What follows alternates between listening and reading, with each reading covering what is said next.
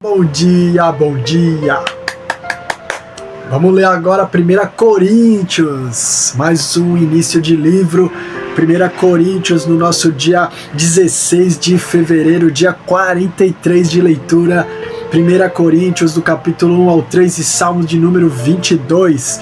Pega a tua Bíblia para nós lermos juntos, amém? Pai amado, nós queremos colocar diante de Ti esse momento, Pai, que o Senhor possa falar conosco, enche o nosso espírito com a Tua palavra, a Tua mensagem, Tua direção nesse dia, nesse momento, em nome de Jesus, amém e amém. 1 Coríntios, Paulo começa a fazer ali as saudações, e ele diz assim, capítulo 1, versículo 1, Paulo, convocado para ser apóstolo de Jesus Cristo pela vontade de Deus, e o irmão Sóstenes, a igreja de Deus que está em Corinto, aos santificados em Cristo Jesus e convocados para serem santos, juntamente com todos os que em toda parte invocam o nome do Senhor Jesus Cristo, nosso Senhor nosso, e deles. Graça e paz a vós outros, da parte de Deus nosso Pai e do Senhor Jesus Cristo. Sempre dou graças a Deus por vós e pela graça de Deus que vos foi concedida por Ele em Cristo Jesus, pois em tudo fostes enriquecidos nele, em toda a palavra e em todo o conhecimento, porquanto o testemunho de Cristo foi confirmado em vós, de maneira que não lhes falta nenhum dom espiritual, enquanto aguardais a revelação de nosso Senhor Jesus Cristo. Ele os conservará firmes até o fim, de modo que sereis irrepreensíveis no dia de nosso Senhor Jesus Cristo. Deus é fiel, por meio do qual fostes chamados à comunhão de seu Filho Jesus Cristo, nosso Senhor. Suplico-vos, queridos irmãos, pelo nome do nosso Senhor Jesus Cristo, que concordeis uns com os outros no que falam, a fim de que não haja entre vós divisões, antes sejais totalmente unidos, sob uma mesma disposição mental e no mesmo parecer. Caros irmãos, eu fui informado a vosso respeito, pelos da família de Cloé, que existem discórdias entre vós. Refiram-me ao fato de um de vós afirmar, eu sou de Paulo, e enquanto o outro declara, eu sou de Apolo, e o outro, eu sou de Pedro, e o outro ainda, eu sou de Cristo. Ora, acaso Cristo está dividido? Foi Paulo crucificado em vosso favor? Fostes batizados em nome de Paulo?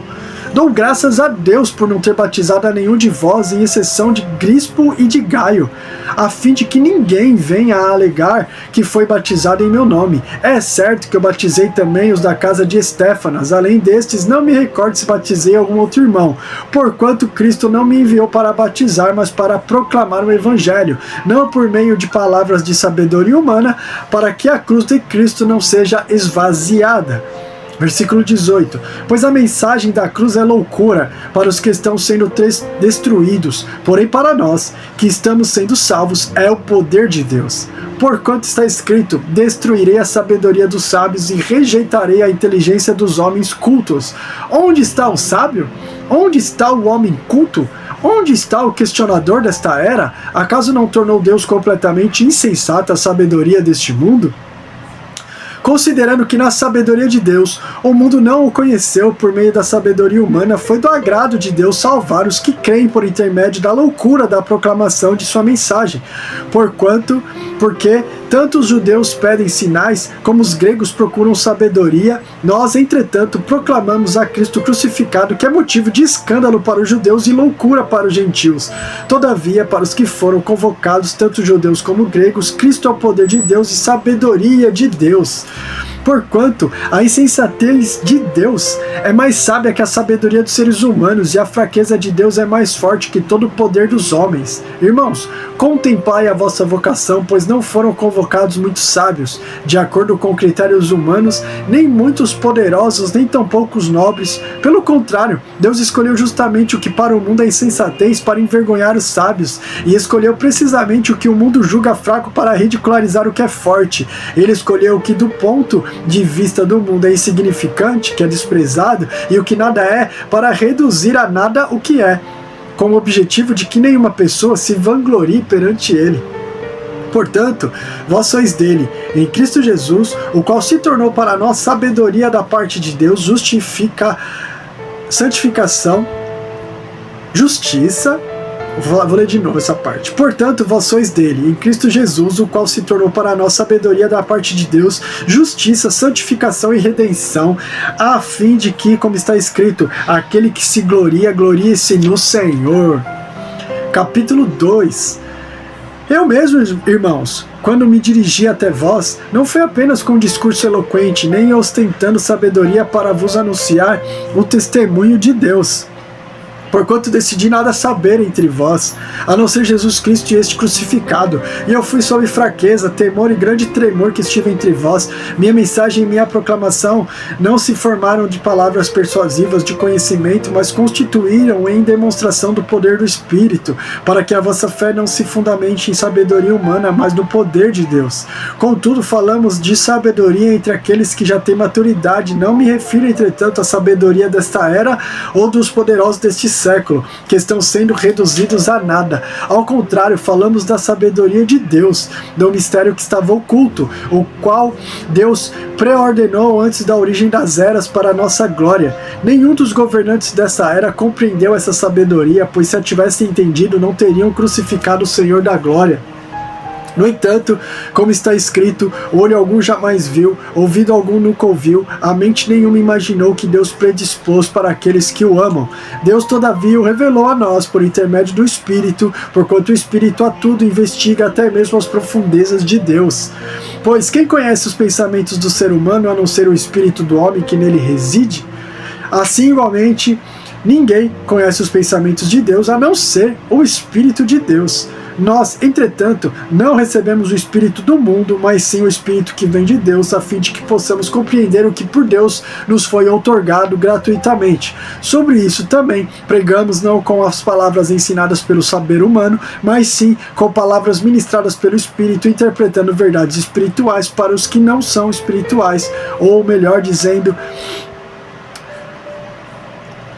Vou ler de novo esse versículo, tá? Versículo 13. Sobre isso também pregamos não com palavras ensinadas pelo saber humano, mas sim com palavras ministradas pelo Espírito, interpretando verdades espirituais para os que são espirituais. As pessoas que não têm o Espírito não aceitam as verdades que vêm do Espírito de Deus, pois lhes parecem absurdas e não são capazes de compreendê-las, porquanto elas são discernidas espiritualmente. Versículo 15. Contudo, aquele que é espiritual pode discernir todas as coisas, e ele mesmo por ninguém é compreendido, porquanto quem jamais conheceu a mente do Senhor para que possa instruí-lo? Todavia nós temos a mente de Cristo. Capítulo 3. Irmãos, não vos pude falar como a pessoas espirituais, mas como a pessoas carnais, como a crianças em Cristo. O que vos dei para beber foi leite, e não alimento sólido, pois não podieis recebê-lo, nem ainda agora podeis, porque ainda sois carnais, visto que campeia entre vós todo tipo de inveja e discórdias. Por acaso não estáis sendo carnais, vivendo de acordo com os padrões exclusivamente mundanos?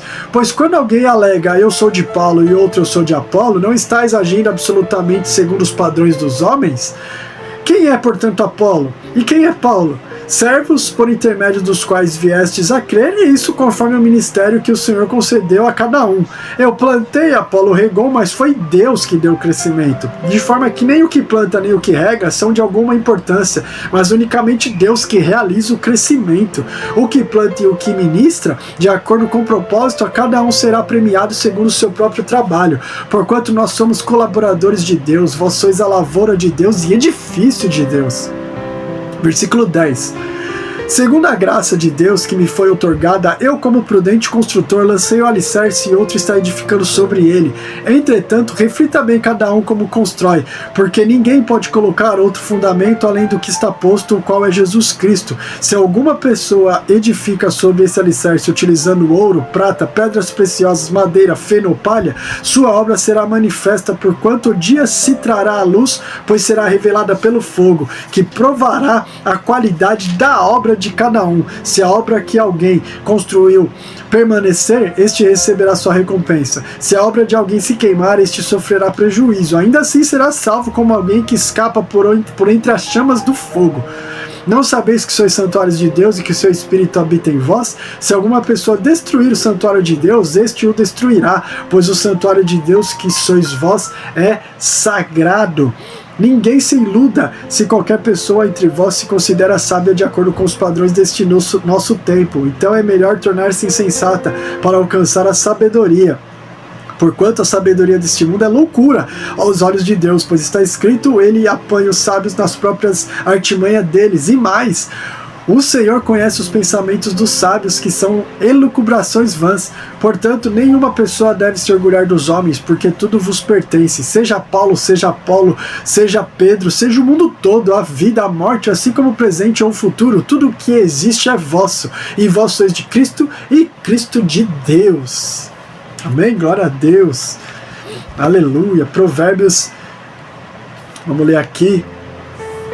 Hoje, Salmos 22, para nós finalizarmos, o Salmo da Cruz. Meu Deus, por que me desamparaste? Por que estás tão distante de salvar-me, tão longe dos meus gritos de aflição? Deus meu, eu clamo de dia, mas não respondes, durante a noite não recebo descanso. Tu, contudo, és santo, és rei, és louvor de Israel. Nossos antepassados confiaram em ti, tiveram fé em ti e os livraste. Clamaram a ti, foram libertos, em ti creram e não se desapontaram. Quanto a mim, sou verme e não mais um homem, motivo de zombaria do povo, humilhado e desprezado pela humanidade. Ridicularizaram-me todos os que me veem, balançando a cabeça e gesticulando, lançam insultos contra mim, dizendo: volte-se para o Senhor, que ele o livre, salve-o, se é que lhe quer bem. Apesar de tudo, foste tu quem me tiraste do ventre e preservaste-me junto ao seio de minha mãe. Desde o meu nascimento fui consagrado a ti, desde o ventre da minha mãe tu és o meu Deus. Não fiques longe de mim, pois a tribulação está perto e não há quem me ajude. Muitos bois selvagens me rodeiam como touros, os poderosos de Baçã me cercam. Rugem como leões ferozes e escancaram a boca contra mim. Eu me derramo como água e meus ossos todos se desconjuntam, meu coração como a cera se derrete dentro de mim, meu vigor secou-se como caco de barro e a minha língua gruda no céu da boca. Tu me colocas no pó à beira da morte, uma multidão de cães me cercou, um bando de malfeitores me envolveu, transpassaram minhas mãos e meus pés. Posso contar os meus ossos um a um, mas as pessoas me encaram com desprezo, dividiram as minhas roupas entre si, lançaram sortes pelas minhas vestes. Tu, porém, ó Senhor, não fiques longe, força minha, vem depressa em meu auxílio. Salva minha vida da espada, livra meu ser do ataque dos cães, salva-me da boca dos leões e do chifre dos búfalos raivosos. Sim, tu me respondes. Vou anunciar teu nome aos meus irmãos, cantar-te-ei louvores no meio da congregação. Vós que temeis ao Senhor, louvai-o, glorificai-o todos vós, descendentes de Jacó, reverenciai-o, descendência toda de Israel, pois não desprezou, nem desdenhou o sofrimento do aflito, não ocultou sua face do angustiado, mas ouviu seu clamor por ajuda. De ti vem o meu louvor na grande congregação, cumprirei os meus votos na presença dos que o temem. Os pobres se alimentarão até ficarem satisfeitos, louvarão ao Senhor aqueles que o buscam. Que vossa vida seja longa e próspera, todos os confins da terra se lembrarão e se converterão ao Senhor, e todas as famílias das nações se prostrarão diante dele. Versículo 28. Pois ao Senhor pertence o reino, Deus governa as nações. Todos os ricos e poderosos da terra se fartarão e o adorarão. Haverão de ajoelhar-se diante de Deus todos os que descem ao pó, até aquele que não pode preservar a própria vida. Sua descendência a ele servirá e anunciará ao Senhor às gerações futuras. E a um povo a que ainda não nasceu, testemunhará seus grandes feitos de justiça, pois Deus tudo fez com poder e glória. Aleluia! Até aí, obrigado, Senhor, pela tua palavra, pela tua mensagem, que o Senhor possa ser engrandecido nesse dia e que nós coloquemos em prática tudo o que nós lemos aqui, em nome de Jesus. Amém e amém. Deus abençoe.